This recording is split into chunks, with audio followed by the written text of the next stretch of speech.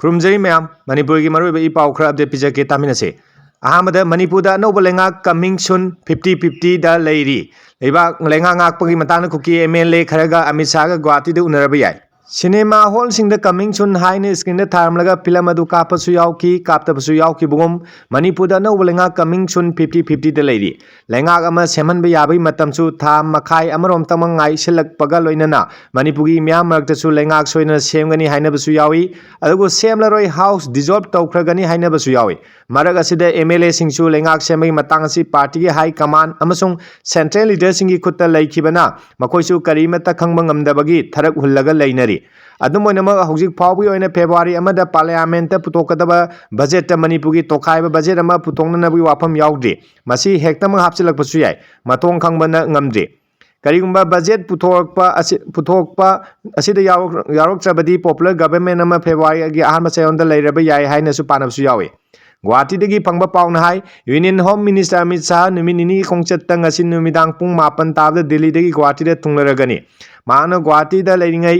थबक यामना चिनगदौरी तोंगान प्रोजेक्ट मयाम संगाबा उरेगुम तंबा खंगनतना इकुई कुइना पांथोकदबे स्टेट असेंबली की मिखलगी मतंगदा मतंग नाइना मिफम कयासु पांथोकदौरी अदुमकपो मरग असिदे मणिपुर की कुकी जोगी MLA निपान हयंग union home minister Amit Shah गु उनरबा याय हाना पानरी हानदी union home minister Amit Shah ngang जनवरी 19 दा गुवाहाटीदा लाकनी अमसुंग ngarang नुमिदांग कुकी जोगी MLA सिंग उनगनी हाइनरमनी अदुबु मा खोंगचद तंगाई फदबा खरगिदमक नोंगमा चोंथरगा ngasi नुमिदांग यौरकदबना मरम ओइरगा हानगी सेलुनसिंग अदुदा अहोंगबा Matang Matang लाकपनी हाइरे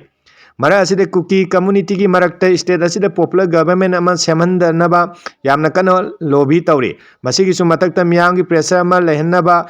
ngarangsu सुचानपुर district headquarters दा मैरोइसिंगना नो पॉपुलर गवर्नमेंट हाइबा बैनर की मखार खोंगचत अमा चटक्रे सेंट्रल गवर्नमेंट ना हंजिना कुकी सिंगोइबा सेपरेट एडमिनिस्ट्रेशन नत्र यूनियन टेरिटोरी सेंबा इतोकलोय हाइना फोंगदोखरबसु मखोई डिमांड हौजिक फाव हंदोकपा लेइत्रि लेंगाक सेमहनदनबगी पांदमदे स्टेट असिदे नोंमै यावना बोम टॉप कापसिनबगी लान अमु होरकद्रा हाइबगी चिंगनबा लै मसिना मणिपुरदा इंगतपा हंजिलक्ट्री हाइबगी मेसेज अमा पीननबा कुकी खुलाई पाइबा कांगबु खरनसु यामना कन होनरी मैतै सिंगी ओइनदी मणिपुरदा पॉपुलर गवर्नमेंट अमा लैरबा मतम खक्तदा स्टेट असिदा तंगदु लेताबा पुरगहनबा ngamgani हाइना थाजनबगा लोइनना लेंगाक सेमबा ngainari अनिसुबा पाउदा मणिपुर कनबगी पाउजेल पुबा खोंगचत्ता मियाम हुमना सरुक याबिउ कोकोमी मणिपुर कन्नबगी पाउजेन पुदन जनवरी 28 दा टिडिम ग्राउंड दगी चटकदोरिबा मियांगी खोंगचन मपुंग फानबा लमदम असिगी खुल लेकाइसिंगदा लैरिबा मैरा पाइबी अमदि नुपी लुपसिंगना मपुंग ओइबा थौदांग लौमिनसी हाइना कोकोमी वुमेन्स विंग की कन्वेनर W लुवांग लेमना अपील तौरगले लमफेंद लेबा कोकोमी ऑफिस दा पांगथोकपा पाउमी मिफम अमदा लुवांग लेमना मखा तादुना जनवरी 28 गी मणिपुर कन्बा खोंगचत असि लमदम असिगी यामना मरुब खोंगचत अमनी क्वाकैथेन गी टिडिम ग्राउंड अयुक्ता पुंग 10 दगी हौगदौरिबा खोंगचत असिदा लमदम असि लेबा मिपुंग खुदिमक मरु ओइना महिरोय मैरा पाइबी अमदी अहल अंगांग खाइदना सरुक यामिनसी लोइनना मियामना खोंगचत असि लाकपदा लंबी मपानदी येंगदुन लेबी महत्ता पुन्ना सरुक यामिनसी खोंगचत असिगी दमक कोकोमी गी माइकैदगी हारकतबा थीदना इसागी तौपम तौबा थौदांगनी खलगा सरुक यामिनसी हाइना अपील तौरगले अहुमसुबा पाउदा जुको तंपाकी उमंगसिंग मई चालक्तुना मणिपुरी माउंट इसो यौसिलखरे हौखिबा नुमित निनी असिदा जुको तंपाकी उमंगसिंग पाकसन मई चालकपना मणिपुरी क्वाइदि वांगबसिंग अमा ओरिबा माउंट इसो नक्सिलखरे प्रेसना फंगबा पाउदा हौखिबा पुंग निपुनि पाइसे जुको तंपाकी चिंगमागी उमंगसिंग पाकसन मई चालखिबनि उना वना कंगबा अमदि अकनबा नुंगसिनना मरम ओइदुना मई चाकपा अदु मुथतपा ngamdana पाकतक सना संदोरखि लोकल रेसिडेंट सिंगना मई मुथननबा होनबदा चाउन खुदोंचादब मायोंगनरे सोंग जुट एंड स्टूडेंट्स ऑर्गेनाइजेशन की मेंबर सिंगना मनांगनकपा खुलगी खुंजासिंगा लोइनना मई मुथतनबगी अकनबा थबक चथरी हारि अदुमबु मई चाकपगा कनबगी थबकता यावरिबा volunteer सिंगी माइकैदगी मई चाकपा अदु हेन संदोरकपना कनबदा अरुबा फिबम अमा ओइरे मई मुथतपगी थबक असिदा प्रोफेशनल फायर फाइटिंग की मतंग दरकार अमा ओइरे एनवायरमेंटलिस्ट अमदी कम्युनिटी लीडर सिंगी माइकैदी चालिबा मई असि अतुमतन मुथतनबा थबक लखलौद्रबदी मसिना मणिपुरी माउंट इसो यौसिलक्तुना लमलकी सा उसे पाक्तंगना सिदुना इकोसिस्टम दा चाउना कायबा पिरकनी हारि मरकसिदे मणिपुरी गवर्नर की माइकैदी मई चालि मफम अदुदा अतुबा मतमदा नेशनल डिजास्टर रेस्पॉन्स फोर्स की कांगबु अमदी state disaster response force SDFR की कांगबू थाजिलकलगनी हाइबी थाजब पिरखरे तंगाई फदबदी नोंथक्ते मई मुथनबी थौरांगसु लौखटकनी हारी हौजिमकी ओइना पाक्सना मई चाकपा अदुदा कयामना अमांग अता थोखरे हाइबी चपचाबा ऑफिशियल असेसमेंट की मतंगदा फोंदोरकपा लेट्री हारी मथंगी पाउदा डेमोक्रेसी मपुंग फाना माई पाना होनबदा इंडिपेंडेंट जर्नलिस्ट असे असुकी मतिक मथौ ताई ए सुभाष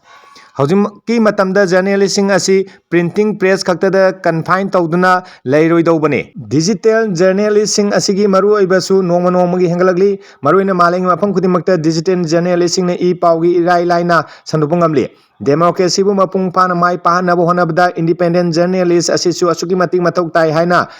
DIPR की डायरेक्टर अहन थेम सुभाषना फोंदोक्रे मणिपुर अपडेट सिंदरंग असी इम्फाल होतेंगी संगाई होना पांगथोकिबा beyond silence fast Manipur digital media conclave 2026 digital journalist award 2026 की थौरमदा अहनदेम सुभाषना चीफ गेस्ट की वारोंद वाफम असी फोंदोलदुना मखाताना हाइकिबदा डिजिटल एज असिदा ख्वाइरी यांगना असुमबदा युमफम ओइबा अमसुंग दायित्व लैना रिपोर्टिंग तौबा असी ख्वाइरी अचौबा सिंगनबा अमा ओइरगले मियामदगी ई पाउसिंग तुना यांगना खंगहनबो होनबदा डिजिटल मीडिया की मरुओइबा असी नोंमा नोंमगी हेंगलगले अदुबु मसाना मसाबु डिजिटल जर्नलिस्ट ने हनक सक ताकचबसिंगना मखोई मतौ असी मोनिटाइजेशन की कंटेंट क्रिएटर ओइना थोरगलिबा असिसु यामना नुंगनांगनिगाइने डिजिटल जर्नलिस्टिंग ना मखोइदा लैरिबा शक्तिसिंग अदु असेंगबा पाउसिंग रिपोर्टिंग तौबा अमसुंग अचुमबदा युमफम ओइबा पाउसिंग संदोकदा सिनगदबने हौजिकी मतमदा इंडिपेंडेंट जर्नलिस्ट असिसु यामना मथौ तारगली मरुओइना इलेक्शन की मतमदा पेड न्यूज अमसुंग पेड जर्नलिस्टिंग थोरकपन मतमदा इंडिपेंडेंट मीडिया से अचुकी मतिक मरु ओइ अनवेरीफाई ओइबा पाउसिंग फोंगबना कनागुम्बा मियोय अमगी मिंचत थियनबा अमसुंग वाखल लैताफम खंगदबा कयागी मतंगदा पल्लदुना यारिमखै जर्नलिस्टिंगना वेरीफाई ओइबा चुम्बा पाउसिंग खक्तम फोंबियु माकी ओइबा पर्सनल एक्सपीरियंस दा पॉजिटिव न्यूज अमसुंग गवर्नमेंट अचीवमेंटसिंग असी करिगुम्बा कांदा निंगथिना फोंगदबा थेंगनै हाइरदुना यारिमखै मियामदा कानबा पीरिबा गवर्नमेंट की ओइबा स्कीमसिंग मतंगदा सु निंगथिना फोंगदुना मियामदा अवेयरनेस निंगथिना लेहनबी वाफम फोंदोके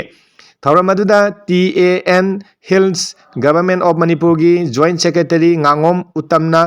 दायित्व याउदबा अमसुंग अनइथिकल ओइबा रिपोर्टिंग की मतंगदा पल्लदुना unverify ओइबा पाउसिंगना कनागुम मियोइसिंग society department नत्रगा government अमांगता थोलिबा कयागी मतंगदा पल्लदुना verify ओइबा पाउ खक्तम फोंगनना अपील तौके पाउ सिगलोइना ngasi मणिपुरी पाउ पिजा मतंग लोइसिनजगे मैपुन नुंसिम चैनल लाइक शेयर सब्सक्राइब तौसनबियो।